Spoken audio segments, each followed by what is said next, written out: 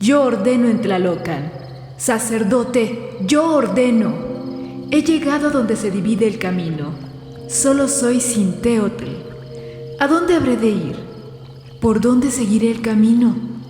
En el Tlalocan, el sacerdote, los dioses hacen llover. Cuando los mexicas decidieron levantar un gran templo que representara a su ciudad, lo considerarían el centro del universo.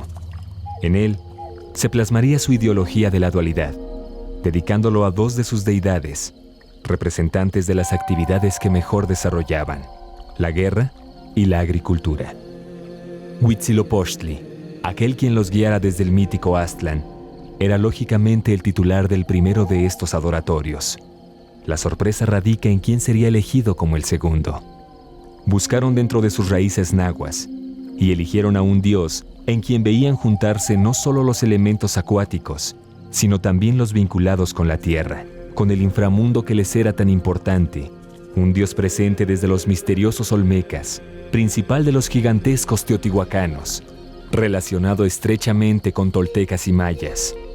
Un dios compuesto por dos serpientes que formaban su boca, nariz y daba la impresión de tener 4 ojos. Es un rostro monstruoso, es un rostro donde vamos a ver muchísimos rasgos serpentinos. Y ese tipo de manifestaciones las vamos a encontrar prácticamente en toda Mesoamérica en lo que se refiere a las divinidades de la lluvia. Culturas milenarias, dioses descarnados y pirámides colosales. Restos de historias modificadas por conquistadores y reescritas por el tiempo. Vestigios que se niegan a seguir enterrados. Para que una civilización nazca, otras tienen que ser sacrificadas. Ciudad de dioses.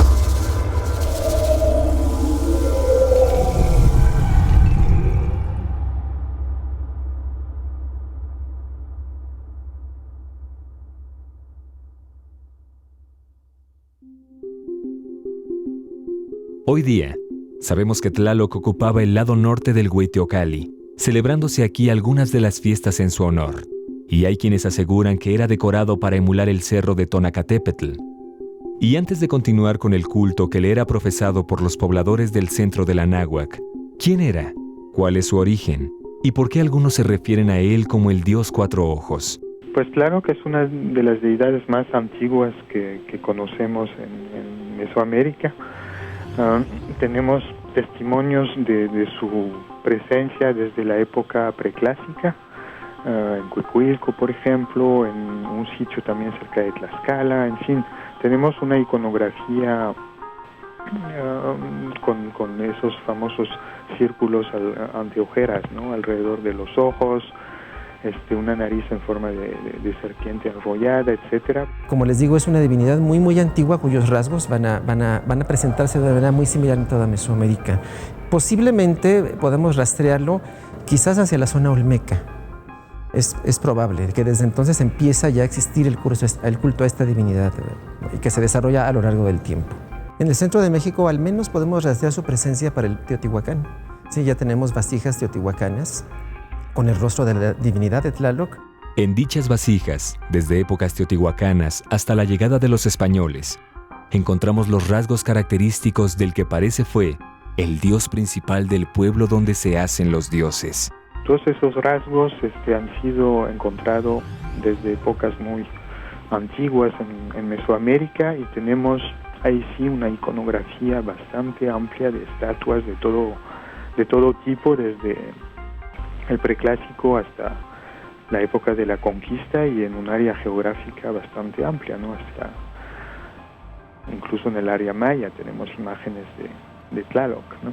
Es una deidad en donde vamos a encontrar colmillos agudos como los de las serpientes precisamente. Vamos a encontrar rasgos, o sea, ha sido una cosa que ha estudiado muy bien, por ejemplo, Miguel Covarrubias. Sí, como características vamos a tener las anteojeras circulares, ¿sí?, que a veces llevan elementos característicos que son cuadros que van a llevar puntos al centro. Sí, va a también llevar una bigotera, va a tener estos dientes agudos de los que hablábamos, que sobre todo se han ligado con reptiles, pero que eventualmente también pueden relacionarse con grandes felinos. Los grandes felinos también eran animales que estaban relacionados con la tierra, con la noche y con el inframundo, que por lo tanto también formaban parte de estos dominios de Tlaloc, ¿no?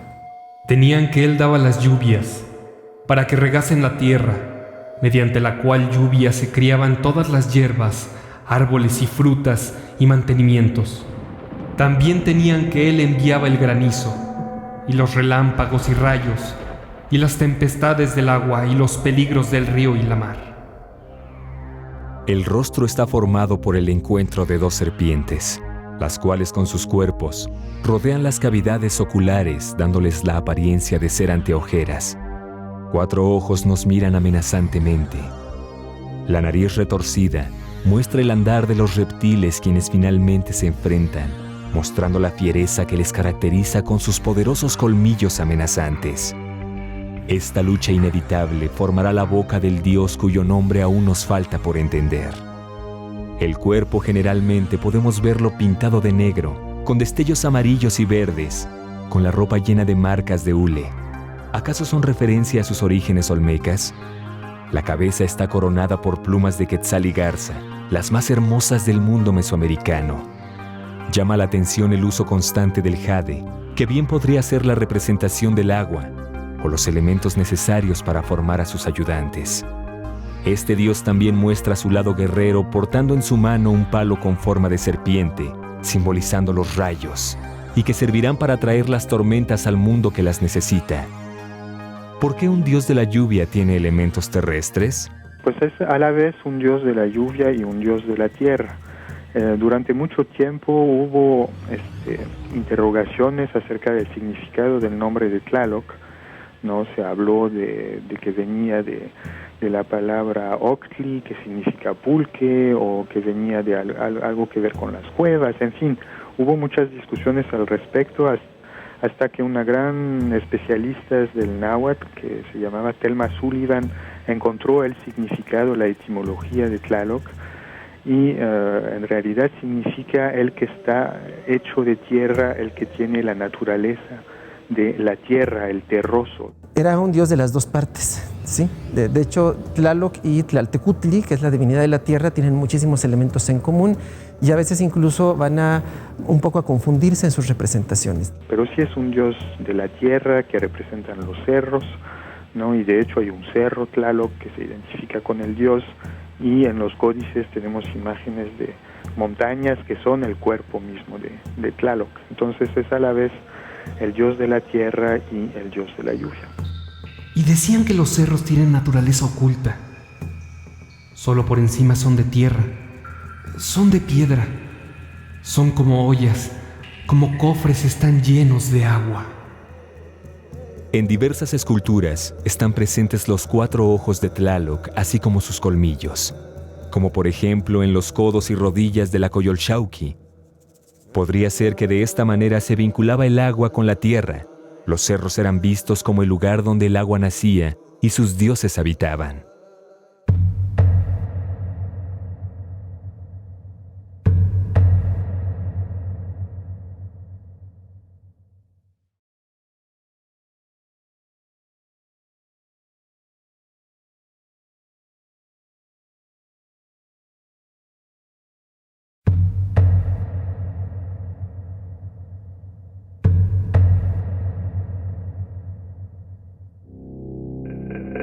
Oh persona, oh Señor nuestro, oh dador, oh verde, oh Señor de Tlalocan, que en verdad ahora los dioses, los proveedores, los de hule, nuestros señores ahora se han metido en la caja, se han encerrado en el cofre, escondieron para sí las cuentas de piedra verde, los brazaletes, las turquesas finas. La residencia de los dioses de las lluvias, lo sabemos muy bien por las fuentes del siglo XVI, en el caso de los mexicas, eran las cimas de los cerros. Ahí se pensaba que residían los dioses de las lluvias, Tlaloc era el principal, sus ayudantes, que eran los tlaloques, como todas las deidades de las mesoamericanas, eran dioses que se iban dividiendo, por supuesto, en múltiplos generalmente de 4, o bien 5, porque a veces eran 4 y el centro, y desde las cimas de los cerros mandaban los diferentes meteoros a la superficie de la tierra, las lluvias, los granizos, los rayos, ¿sí? Que son parte de los elementos que va a controlar esta divinidad. Al igual que sucedería con el nacimiento de Tezcatlipoca, en algunos códices como el Borgia, tenemos a Tlaloc, que se divide en 5 deidades para cubrir de esta manera la totalidad del universo. Incluso toma la apariencia y atributos de los 4 Tezcatlipocas para cumplir con su tarea de brindar el agua en cada rincón del mundo. El Tlalocan era el reino donde se encontraba Tlaloc, su esposa Chalchiutlicue o Xochiquetzal según la versión, y los ayudantes del dios del agua llamados Tlaloques, aquellos quienes podían bendecir o castigar con sus decisiones. Son como sus dobles, pero en chiquito, ¿no? que lo apoyaban en su tarea de hacer llover, ¿no? Y tenemos un texto muy bonito que nos dice que en la morada de Tlaloc hay varias depósitos de agua, cada uno con un tipo de lluvia distintas, algunas benéficas, otras dañinas, ¿no? Y que los tlaloques son los encargados de regar el agua en el mundo, y que tienen sus ollas, ¿no? Y que cuando se oyen los truenos es que las están rompiendo con palos. Las divinidades de la lluvia se creía que fundamentalmente, son parte de las deidades que viven en el inframundo, en este reino que los mesoamericanos consideraban que estaba debajo de la tierra y que estaba ligado a las aguas subterráneas y a las aguas marinas, por supuesto, que se creía que se comunicaban. Cuando el dios de la lluvia les manda que vayan a regar algunos términos, toman sus alcancías con los palos, y cuando viene un rayo, es de lo que tenían dentro, o parte de la alcancía. En el Tlalocan, considerado en algunos textos como el paraíso terrenal y situado en la región oriental del universo, también era visto como un cerro que guardaba en sus entrañas todo tipo de agua, el lugar donde se forman las nubes y del que caerán las lluvias benevolentes para el campo, o las tormentas capaces de destruir todo lo que el hombre ha construido. Un cerro lleno de abundancia, riquezas, donde Chalchiutlicue es la dueña del vital líquido, y Tlaloc, ayudado por sus pequeñas réplicas, baña los 4 rumbos del mundo así como el centro del mismo. El templo mayor como ombligo del universo ayudaría en este propósito. También se ha mencionado mucho que la estructura doble del templo mayor habla de los 2 sustentos del imperio mexica, es decir, la guerra del lado de Huitzilopochtli y la agricultura del lado de Tlaloc. Entonces tenemos así como que se comparten las actividades sobre las cuales se fundamentaba el imperio mexica. Es una manifestación además muy característica del periodo histórico que vivieron los mexicas en el posclásico, el elaborar estos templos dobles, en donde estamos encontrando estas manifestaciones duales tan importantes en el pensamiento mesoamericano, que ligaban el agua, el fuego, que ligaban la temporada de lluvias con la temporada de secas, que también es muy importante, que ligaban y que en sí mismas representaban la unión de los opuestos del cosmos, que era la única manera de mantener el mantenimiento del cosmos precisamente en equilibrio, unir las 2 partes del cosmos, la tierra y el cielo, o el agua y el fuego, que además constituyen la metáfora de la guerra sagrada. También dentro de las andanzas del pueblo, se habla de la aparición del dios 4 ojos Axoloúa, uno de los sacerdotes mexicas, para hacerle ver que eran bienvenidos a esta tierra, que eran herederos legítimos de toltecas y teotihuacanos, y que se encontraban no solo por el camino correcto, sino que el hijo finalmente había regresado a casa. Ahí hay un mito de origen, ¿no? de la fundación de Tenochtitlan, que nos dice que uno de los sacerdotes de Huitzilopochtli se hundió en el lago, ¿no? Y ahí llegó a la morada de Tlaloc, y Tlaloc le dijo: sea bienvenido mi hijo Huitzilopochtli ha llegado, algo así, ¿no? Es decir, que Tlaloc es el dueño del lugar, ¿no? Es el dueño del Altepetl, de la ciudad, ¿no? Es un dios más antiguo incluso, y recibe al recién llegado, al dios Huitzilopochtli. Fui a ver a Tlaloc porque me llamó. Dijo: ha llegado mi hijo Huitzilopochtli, pues aquí será su casa, pues él la dedicará, porque aquí viviremos unidos sobre la tierra. El templo mayor, como hemos visto anteriormente, era la representación artificial del mítico cerro de Coatepec, donde se da el nacimiento de Huitzilopochtli, al menos en la parte sur de esta pirámide doble. mientras que el lado correspondiente al dios de la lluvia seguramente también era la recreación hecha por los descendientes de aquellos hombres, quienes probablemente fueron testigos de los hechos que se contaban siglos después. La misma figura que se encontraba en el altar fue descrita por los españoles.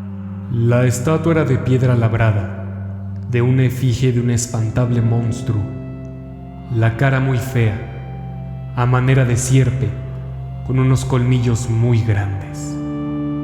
Respecto a la mitad norte, una de las propuestas más importantes que se ha hecho precisamente es que es el Tonacatepec. Sin embargo, no es una cosa todavía absolutamente comprobada. Hay algunos académicos que la dudan un poco. Sin embargo, yo creo que sí tenemos buenos elementos para pensar que representa, por un lado, el Tlalocan, que eso también es importante.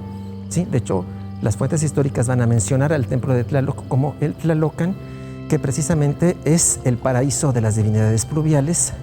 Era el reino que se encontraba debajo de la tierra y en el cual se guardaban tesoros como las semillas, como los alimentos, metales preciosos. Era en general el reino de la riqueza. Tlaloc, al representar las fuerzas pluviales, así como la falta o sobra de las mismas, era celebrado como ningún otro dios del panteón mesoamericano, opacando al propio dios colibrí del sur con la cantidad de festividades que llegaban a lo largo de todo el año. Uno de los dioses más festejados, se puede decir así, ¿no? en el calendario mexica, ¿no? Y tenemos varios lugares donde se realizaban esas actividades, tanto en las montañas, ¿no? Incluso a veces los reyes se juntaban, el rey de Tlatelolco, el rey de Texcoco y el rey de Tlacopan, el de Texcoco y el de México se iban en una procesión hasta el cerro Tlaloc y ahí hacían unos rituales en honor a Tlaloc, ¿no? Y en el cual vamos a encontrar el sacrificio de niños, que es uno de los elementos quizás más conspicuos. Sabemos que había niños que por características particulares eran elegidos para ser sacrificados en estas festividades. Uno de los elementos, por ejemplo, que señalaban a un niño como elegido para ser ofrendado a Tlaloc era la presencia de 2 remolinos en la cabeza en lugar de uno, como casi todos tenemos, o el nacer en días específicos del calendario ritual. Estos niños eran ataviados como las divinidades, como los tlaloques, eran llevados a las cimas de los cerros y ahí se les sacrificaba. Había diferentes formas de sacrificio. Entre ellos se mencionan, por ejemplo, el encerrarlo dentro de las cavernas, ¿sí? Y ahí los niños pues morían de inanición, de sed y seguramente también de frío. Sí, y otro sacrificio que se hacía con los niños era en la laguna de México Tenochtitlan, en la laguna de Texcoco, por ejemplo, en el sistema lacustre. Una de las cosas que se hacía era llevar a ciertos niños en canoa a un accidente natural que había al oriente de la Cuenca de México, en el lugar que se conoce como Pantitlan, ¿sí? Ahí había un remolino, había una falla geológica y por supuesto esto producía un remolino, era un lugar sumamente peligroso. Y este remolino se consideraba que era la entrada al reino de Tlaloc, al inframundo. En realidad hay muchas fiestas durante las cuales se realizan sacrificios de niños a Tlaloc. Atemoztli es una de ellas, pero tenemos otras en el calendario mexica, Tepeilhuitl, Tozostontli, etc. No, hay varias fiestas durante las cuales las fuentes nos describen sacrificios de niños que se realizaban en los cerros, en los templos, en su honor. Entonces es una deidad muy festejada en la época, tanto en el tiempo del calendario como entre grupos sociales, porque los agricultores, tanto los reyes como los agricultores y mucha gente le dedicaban ofrendas y les hacían ceremonias. Este tipo de sacrificios que hoy día podríamos considerar salvajes tenían una razón: calmar la ira del dios cuando decidía no otorgar las lluvias necesarias para la siembra, en forma de grandes sequías que obligaban a las personas a venderse a sí mismas para obtener el sustento, o cuando mandaba tormentas que no solo inundaban poblaciones enteras, sino que ocasionaban muertes relacionadas con el agua. El morir a causa de Tlaloc tenía un destino asignado.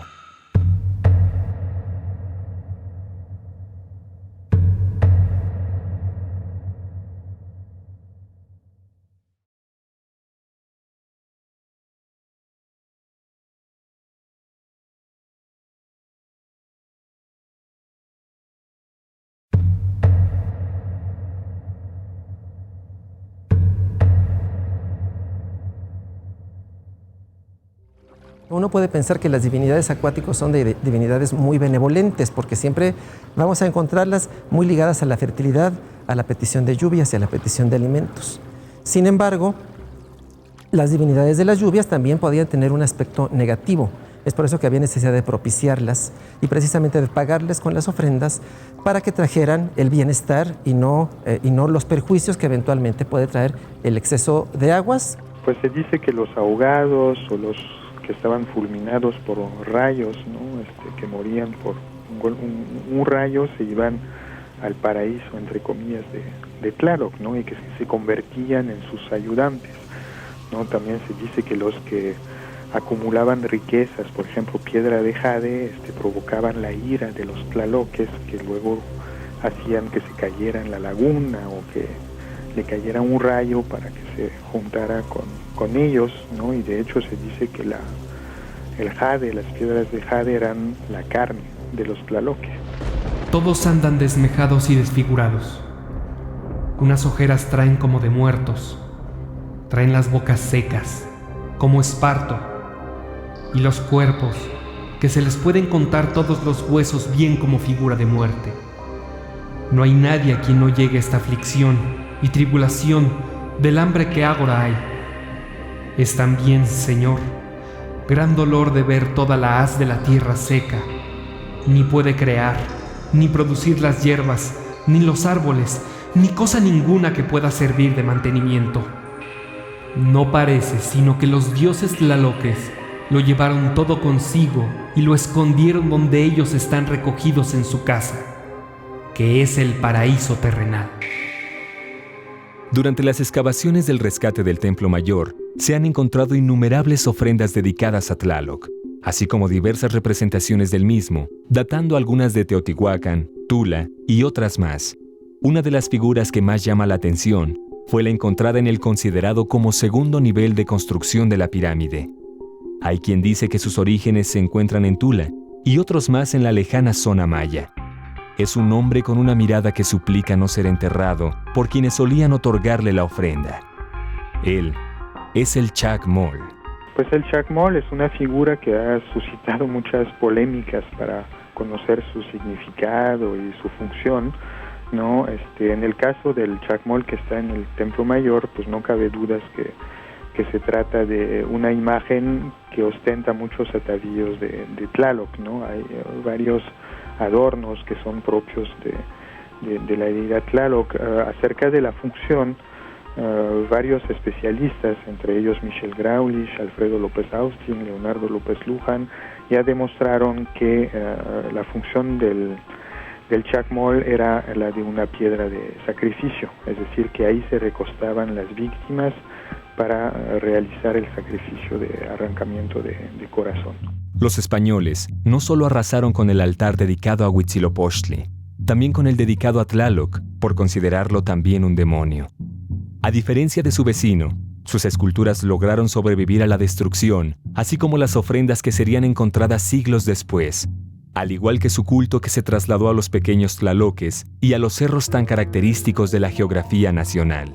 Es posible que los cultos de Tlaloc hayan sido los que mayor capacidad de supervivencia pudieran tener hasta nuestros días, ¿no? Investigadores como Johanna Broda, por ejemplo, han señalado que las festividades que se hacen el 3 de mayo en las cimas de los cerros, en donde hay cruces que muchas veces se adornan, ¿no? Y se marcha en procesión hacia estos lugares, son precisamente reminiscencias que quedan todavía del culto a los cerros prehispánicos, ¿no? ¿Por qué? Porque eran definitivamente los cultos que estaban muchísimo más ligados con el campesinado. Pues después de la conquista, los cultos agrícolas, los cultos a Tlaloc, yo creo que fueron de los que más sobrevivieron, ¿no? a la conquista, es decir, esos cultos a las montañas, a la lluvia, etcétera, se han ido manteniendo en las comunidades indígenas, ¿no? Los rituales de petición de lluvias, etcétera, pues muchos tienen que ver con tradiciones prehispánicas que se mantuvieron, ¿no? Alrededor de este culto a la lluvia y a los cerros, ¿no? A pesar de las persecuciones y demás. En México se está pidiendo préstamo al Dios, en donde están las banderas de papel, y por los 4 rumbos están en pie los hombres. Al fin es el tiempo de su lloro, Yo fui creado y también festivos manojos de ensangrentadas espigas. Conduzco al patio sagrado de mi Dios. Yo me iré para siempre. Es tiempo de su lloro. Nadie era bueno ni malo en el panteón mexica. El dios de la guerra, Huitzilopochtli, también representaba a ese sol que con su energía hace posible el milagro de la vida en esta, su tierra. Mientras que Tlaloc, su padre según algunos, podía traer inundaciones y sequías capaces de acabar con civilizaciones enteras, y con su rocío daban fruto los árboles y campos de cultivo. Pasarían 3 siglos de la colonia y 100 años de luchas entre diversos grupos sociales. Aún así, Tlaloc seguía presente en cada lluvia, en cada parcela que necesitaba regarse y en esos parajes cercanos a las antiguas ciudades precolombinas.